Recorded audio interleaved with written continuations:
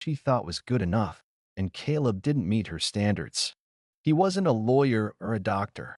He was a software engineer with a bit of a quiet streak. But we were happy, and that's all that mattered to me. Fast forward to engagement day. I had made sure to keep the whole thing relatively low-key. Caleb proposed on a quiet evening at home, in front of the fireplace. It wasn't anything extravagant, but it was perfect for us. The next day, I called my mom to tell her the news. I was beyond excited, but when I shared the news, she didn't respond with the joy I was hoping for. Instead, she sounded distracted, almost annoyed. "Mom, I'm engaged. Caleb asked me last night. I'm so happy," I said, practically bouncing off the walls. There was a long pause on the other end of the line. "That's nice," she said, her tone flat. "But we're at the beach with your sister. It's her birthday weekend, you know." I blinked. This was news to me. First of all, I didn't even know my sister had planned a beach trip for her birthday.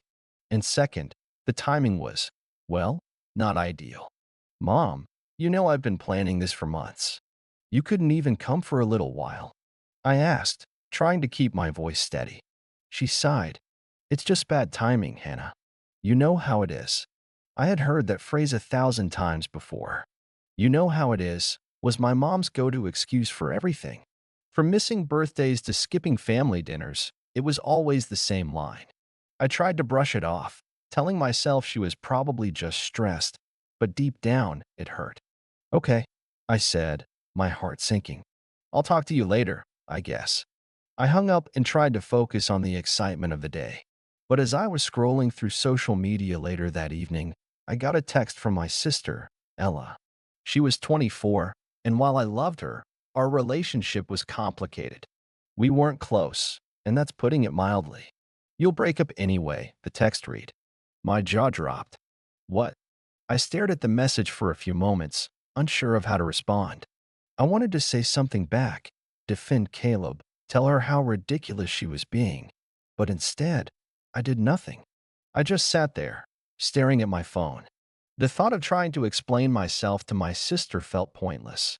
She had always been the golden child in my parents' eyes, and anything I did would never be good enough.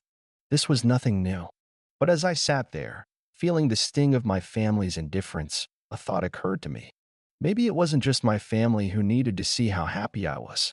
Maybe I needed to show them how much my life had changed without their approval. And that's when I had an idea. I went to the living room, where Caleb was sitting on the couch, watching TV. "Hey, do you want to take a picture?" I asked him. He looked up at me, puzzled. "A picture of what?" "Of us," I said, smiling. "Just us." He didn't ask questions. Caleb was always good about indulging me when I had these spontaneous ideas. He agreed, and we stood together, arms around each other, as I snapped a few pictures of us looking ridiculously happy. It was then that I posted the photo online, along with a simple caption, celebrating love, no matter what. And then, just to make sure everyone saw it, I turned off my phone. That's when things started to escalate. Mom began calling almost immediately. I didn't answer. She left a voicemail, then another, and another. "I can't believe you're doing this, Hannah. Why would you do something like this to me? You're my daughter, and this is how you repay me?" Her voice cracked through the voicemail. It was the same tone I'd heard countless times before, the one where she tried to guilt trip me into doing what she wanted. As the night went on, I continued to get calls from my mom. At first, I thought about answering, maybe giving her a piece of my mind, but I quickly realized that would only drag me back into the cycle of her manipulations. I needed a moment of peace, something I hadn't felt in a while. So, I just kept my phone off, focusing on Caleb. He had been understanding from the start, but I could see a hint of concern on his face as the calls kept coming. He didn't want to see me upset. But honestly, I was beyond upset at this point. I was done. I had spent so many years trying to please my family. I'd bent over backward for them, attending every holiday, putting up with every comment, every passive-aggressive remark, all in the hopes that they'd one day show up for me, that they'd support me when I needed them the most. But after that phone call with my mom, I knew I had been fooling myself. Around 11 p.m., When Caleb and I were about to head to bed, I finally checked my phone. There were more messages. My mom had sent me 2 more texts, both of them harsh and accusing. This is a joke, right? I can't believe you're choosing him over your family. I'm ashamed of you. I took a deep breath and felt that familiar pit in my stomach. It was a feeling I had grown accustomed to over the years, the deep-seated guilt my mom always seemed to plant in me with her words. But this time, it didn't stick. I felt something different: anger, and a sense of power I hadn't had in years. I knew what she was doing. She was trying to push my buttons, make me feel guilty enough to apologize, to beg for her approval. She'd done it so many times before. But this time, I wasn't going to give in. This time, I wasn't going to let her manipulate me. I didn't respond to her texts. Instead, I sent one to my sister. The message was short but packed a punch. You're right. We probably will break up. But that's not why I'm posting this.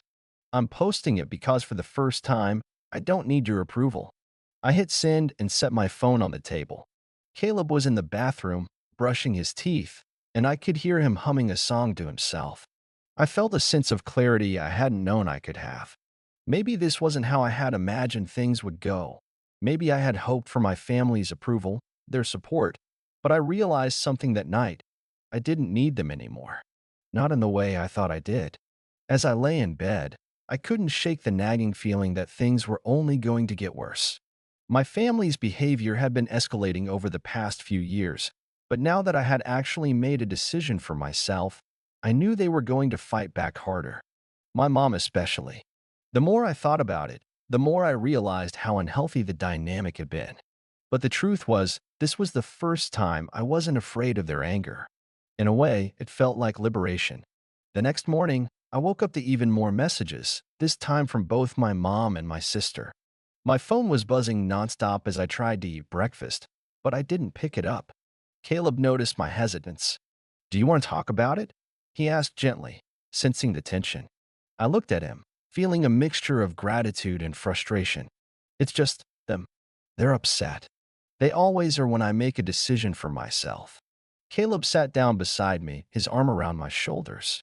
"I get it, but you don't need to deal with it alone, okay? I'm here for you."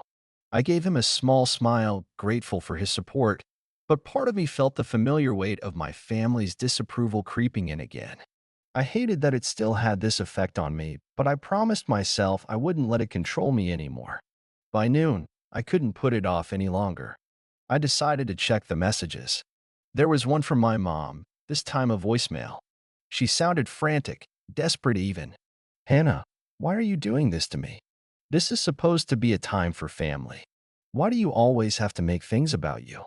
You know how important this trip with your sister is. She's been so upset lately. Why can't you just let me enjoy one moment without causing a scene?" I didn't know whether to feel guilty or frustrated. I had heard this kind of manipulative language from her countless times before. She was trying to make me feel like the bad guy for simply living my life. The guilt trip was her go-to move, and she knew how to make it sting. I scrolled past the voicemail and opened a text from Ella. "I don't understand you sometimes. Do you really think Caleb is worth all this drama? You're always doing this. You're always acting like you're the victim. Maybe if you actually cared about your family, you'd put us first for once." It stung. It really did. Ella was always the one who seemed to think I was the problem. The one who had no idea how hard I had worked to maintain any semblance of family unity. And now, it seemed like she was on Mom's side. The guilt bubbled up in my chest, but I quickly squashed it down. This was how it always went. I knew my family was going to turn it into something about them, something about their hurt feelings, but I refused to let them derail me again. Instead of responding, I made a decision. I had already done something out of character by posting that picture of Caleb and me. I wasn't going to back down now. The next few days were a whirlwind of texts and missed calls. My mom and Ella didn't give up. In fact, it felt like they were turning up the heat. At first, I tried to ignore it, but it became impossible. It was as if every message and voicemail was a personal attack, trying to make me second-guess myself. One of the messages from my mom made my blood run cold. "You're ruining everything, Hannah. You know your father's not well. He's been feeling worse, and you're making this about you. You can't even show up for your family when we need you the most. Do you want to be known as the daughter who abandoned her parents? You're going to regret this. That one hit harder than I care to admit. My dad had been dealing with some health issues for the past year. It wasn't a secret, and I'd been doing my best to help out where I could. But the way my mom phrased it, she made it sound like I was some heartless person who hadn't been supportive. And the guilt she was trying to pile on me, it was suffocating. I knew my mom. She knew how to hit where it hurt, how to twist the knife just enough to make me feel like the worst person in the world for not doing things her way. But I wasn't going to give in. Not this time. Caleb noticed how I'd been spiraling, but he didn't push me to talk about it. He just gave me space, letting me process.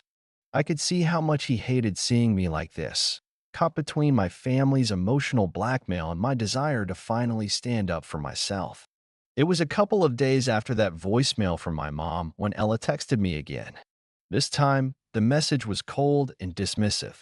You've really made your choice, haven't you? I don't know how you can be so selfish. Dad's health is declining, and you're making us all choose between you and him. This is all because of Caleb, isn't it? You're willing to ruin everything for a guy who's just going to let you down eventually. I don't get it. But fine, do whatever you want. I'm done trying to get through to you. At that point, I couldn't ignore the resentment in her words. It wasn't just about Caleb. It was about me. It was always about me. Ella had never really been on my side, and every time I tried to reach out to her, she'd somehow managed to turn it around and make me feel like I was the one to blame. I'd been patient with her for years, hoping that one day we could be close. But now, I could see that it was never going to happen. I stared at my phone, my fingers hovering over the keyboard, wanting to respond, to say something, anything that would make her understand. But deep down, I knew it wouldn't change anything. She had already made up her mind. Instead, I did something that surprised even me. I posted another picture on social media, this time of Caleb and me at a small dinner we'd gone to the night before. We were holding hands, smiling, relaxed. I captioned it, "To love and to trust, no matter the noise around us." I felt a sense of calm wash over me after posting it. I wasn't going to keep hiding. I wasn't going to let my family's guilt trip me into silence any longer. Caleb was my partner, and he was the one who supported me, the one who understood me. And no matter what my family said, no matter what they did, I wasn't going to let them take that away from me. But then, the calls started coming again. This time, it wasn't just my mom. My dad called, too. His voice was weak, and I could hear the fatigue in his breath as he spoke. "Hannah, why don't you just let us be a part of your life? We've always been there for you, and this is how you repay us." I closed my eyes, trying not to cry. I didn't want to hear this. I didn't want to feel like I was tearing my family apart. But that's exactly what it felt like. It felt like I was the villain in my own story. But when I thought about it more, when I really examined it, I realized that this wasn't about me being selfish. This was about me standing up for myself, something I hadn't done in years. I felt my heart pounding as I held my phone in my hand, the screen lighting up with yet another call from my mom. I stared at the name for a moment, and then, instead of answering, I hit the ignore button. For once, I didn't feel guilty. I felt empowered. Caleb came over and sat next to me on the couch. "You don't have to do this alone," he said softly, his voice steady. I looked at him, and for the first time in a long while, I smiled. "I know," I said, my voice barely a whisper, "but I need to do this." The silence in the house after I turned off my phone was almost deafening. Caleb was beside me, but it felt like my family's words were echoing in my head, ringing louder than anything else. The guilt was still there, lurking in the back of my mind, but it wasn't as suffocating as before. It had started to shift into something else, something sharper, more defined. I had spent so many years waiting for my family's approval, giving them the power to dictate how I lived my life. But now, it felt like I was starting to take that power back. And, I'll admit, the thought of revenge, though I wasn't proud of it, began to take root. I knew the moment I posted that picture with Caleb, my family would come at me with everything they had. And sure enough, they didn't disappoint. The next morning, I checked my phone after a long night of ignoring it. There were more messages. My mom's voice still echoed in my mind, but this time it wasn't guilt I felt. It was a strange, cold determination. This is your last chance to make things right. If you want to destroy your relationship with us, then fine. But you'll regret it when everything falls apart. We always warned you about Caleb. You never listened. I didn't reply, though the words stung. But I was done responding, at least for now. I needed to take a step back, breathe, and really think about what I wanted. I wasn't going to give them the satisfaction of knowing they still had this much control over me. It was around mid-morning when I got a message from Ella. The one from her that set everything in motion. The one that made my blood run cold. You've really crossed a line, you know? I've been talking to Mom about this. You should know that this is going to be the last straw. We're done. You're on your own now. Don't even think about coming to Dad's birthday dinner next month. You won't be welcome. I felt a fire in my chest, but I didn't react immediately. I let the words sink in slowly. I knew what she was trying to do. She was trying to isolate me, push me away, make me feel like I had nowhere to turn. But she didn't realize one thing. I was done with being pushed around. I had been for a while, but now I was starting to see things clearly. This was a game, and they had no idea how it would end. I didn't respond to her either. Instead, I started thinking, not about how to fix things, not about how to make them understand, but about how to make them see just how wrong they were. I knew what I had to do. Over the next few days, I kept my distance. I went about my routine with Caleb, focusing on us and our plans for the future. I had already started planning the wedding in my mind, but there was something I knew I had to take care of first. I wasn't going to let my family ruin this for me. If they wanted to push me away, then I was going to give them exactly what they wanted, but on my terms. I started small at first. I gathered information. I reached out to a few of our mutual family friends, the ones who were still on good terms with both sides, asking questions, probing for any weaknesses, any little details that could be useful. It was Ella who had made the mistake of trying to shut me out completely. I knew her, maybe better than she realized. She had this thing about always being in control, about being the one who did things right in our family's eyes. She had the golden child complex, even though I never used that term anymore.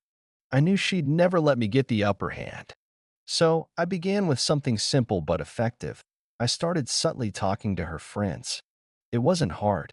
Ella had a few close friends who were always at our family gatherings. I reached out to one of them, a woman named Laura, who'd always seemed more genuine than the others.